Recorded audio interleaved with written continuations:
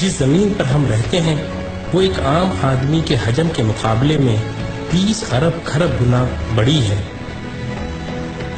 جبکہ ہمارا سورج ہماری زمین سے 10 لاکھ گنا بڑا ہے۔ اس کے مقابلے میں ایٹا کورینائی نامی مشہور ستارہ ہمارے سورج سے بھی 50 لاکھ گنا بڑا ہے۔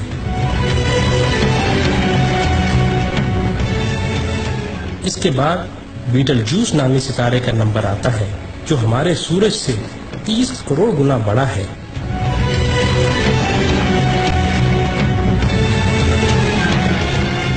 اور پھر وی وائی کینس میجورس نامی ستارے کی بڑائی کا تو کیا ہی کہنا، یہ ستارہ ہمارے سورج سے 1 ارب گنا بڑا ہے۔ کیا آپ کو معلوم ہے کہ جس کہکشاں میں ہم رہتے ہیں اس کا نام ملکی وے ہے، اور ہماری صرف اس ایک کہکشاں میں ہمارے سورج جیسے 300 ارب سے زائد سورج موجود ہیں۔ اور یہ کہکشاں اتنی بڑی ہے کہ اگر ہم کسی ایسی چیز میں سوار ہوں جو 1 سیکنڈ میں 3 لاکھ کلومیٹر کا فاصلہ طے کرتی ہو، یعنی 1 سیکنڈ میں زمین کے 7 چکر لگانے والا ہو، تو اس کو بھی ہماری کہکشاں کو پار کرتے کرتے 1 لاکھ سال لگ جائیں گے۔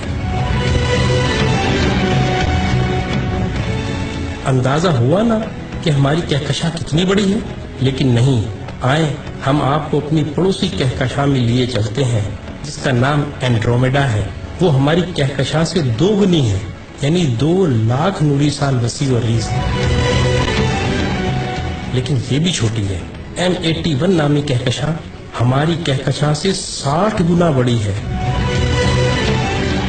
جبکہ IC1011 نامی کہکشاں ہماری کہکشاں سے 600 گنا بڑی ہے۔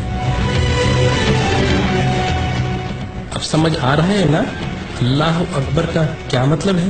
اللہ اکبر، اللہ اکبر۔